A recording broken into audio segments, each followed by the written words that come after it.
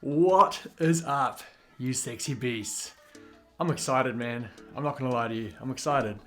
The new merch is dropping next Wednesday.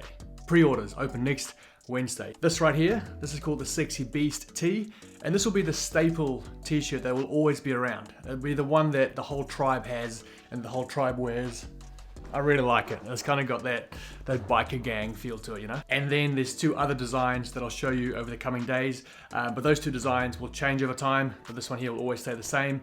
And then there's a few other knickknacks. In fact, I'm teasing some of the stuff on my Instagram, so if you don't follow me on Instagram, go and do that now, right here, at Wykie Etsebeth. I'd really appreciate that. Hey, just quickly, if you're new here, my name is Wykie. Welcome to my channel. Welcome to the tribe. If you like what we do here, join us, you know, just rub up against that subscribe button, give it a little bump, show it some love, and join the tribe. So I woke up this morning, just sipping on my coffee, scrolling as you do, and this popped up from Mr. Dave Castro. It's a photo of Ricky at the 2017 CrossFit Games, and it says, in 2017, Ricky Garrard took second at the CrossFit Games. Dave, it was third. Shortly thereafter, he failed his drug test and his result stripped and was banned from the sport for 4 years. His suspension is up on October 3rd. In December, he competes at the Dubai Fitness Champs. Welcome back, Ricky, and good luck. So I've been waiting for this post to come out from Ricky to say he's going to compete at the Dubai Fitness Champs. He told me a few weeks back that that'll be his first comeback, and then Dave Castro announces it. I looked on the Dubai Fitness Champs website, their Instagram. I looked on Ricky's Instagram.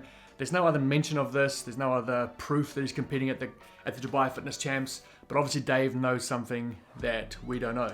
Now, if you scroll down the comments on that post from Dave, it's still very obvious that a large portion of the community is not happy with Ricky coming back. They don't think he deserves to come back. A lot of people think that he'll still be, you know, on something. And I don't blame anyone for thinking that. I understand. If you are someone who is genuinely and honestly wanting to be the best in the world at CrossFit, it'll be pretty dumb to waste another 4 years, you know, after getting popped, to come back only to be popped again. So I'd be very, very surprised if that happened. In fact, Ricky did pass a drug test not too long ago. But all that aside, the real question for me is, why does Dave Castro seem to be championing and pushing Ricky's story so much? You know, there's other athletes in the sport that have popped that you never hear about, and you certainly don't see Dave posting about it, but he seems to be really vocal about Ricky and his comeback, and I wonder why, and I'd like to hear what you think. Why is he so obsessed with Ricky's comeback?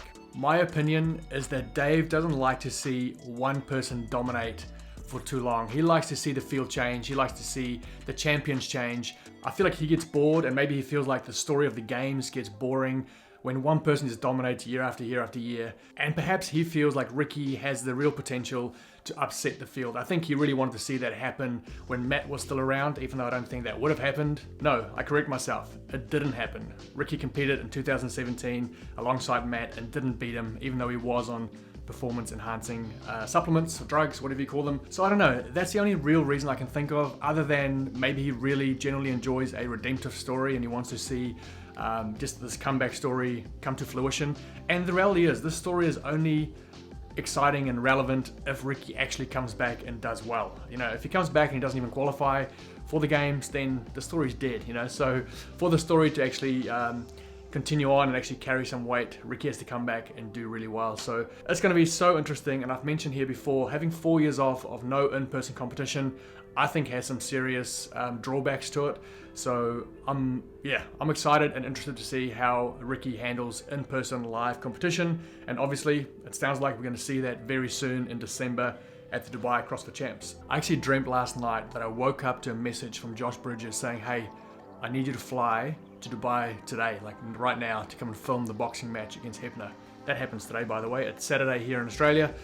So excited for that. A bit of boxing in the CrossFit world, how good. But yes, I woke up to the reality that Australia's borders are still shut, and when you fly back in here, you got to quarantine for 2 weeks, which I'm just not down to do again, to be honest. So I really, really want to go to Dubai in December. In fact, I've been invited to go and film there, but I don't think I'll be able to make the trip if the 2-week hotel quarantine is still a thing here in Australia. So fingers crossed that that changes over the next couple of months. Now, the Dubai Fitness Champs, they're only inviting 20 male and 20 female athletes. So it's pretty interesting that they've given one of those spots to Ricky.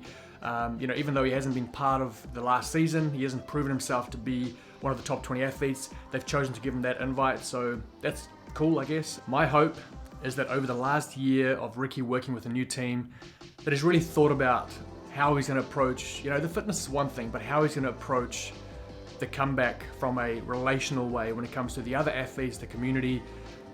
Is he going to say anything, and what is he going to say? Is he going to address, Pat Vellner? Is he going to apologize to Pat Vellner in person? Are we going to ever see that? Is he going to come out and just answer some questions to the community? Does he actually feel like he needs to say anything to the community or any athletes, or does he just come back and not say anything and just start competing and just kind of act like it's just water under the bridge and we don't need to go there and talk about it? I've got no idea. I can only hope that he's had some good input, some good advice, and some good guidance, and I would hope that he would come back and say something, or at least, maybe not to the community, but at least go and go and see Vellner and say, hey mate, from the bottom of my heart, I'm really, really sorry. So I guess that's fairly exciting news, but nothing quite as exciting as, the merch drop next week. The way it's going to work, guys, on Wednesday morning here in Australia, I'm going to open pre-orders for 3 days, Wednesday, Thursday, and Friday. So 3 days to get your orders in, and then orders will close because I want to get the order out to the printer as soon as possible so we can get the shirts and all the other knickknacks out to you as soon as possible. So I don't want to drag on the pre-order kind of window. So you're gonna have 3 days to jump on and get your stuff. So I'll keep you posted. The website will be live very soon, so I'll send that link to you. But just stay in touch here on YouTube, on Instagram, and you won't miss it. So let me know down in the comments, why is Dave Castro pushing this Ricky Garage story so much? And should the Dubai Fitness Champs, should they have given him an invite? In their 20 chosen athletes that they're gonna invite, what should Ricky do from a relational point of view, a communications point of view when he comes back? Should he say anything, or is he okay just to kind of jump back in and not say a word and just, get back into competing? I would love to hear your thoughts. My tribe, I love you heaps. Stay sexy, keep roaring love. See you soon. Mwah.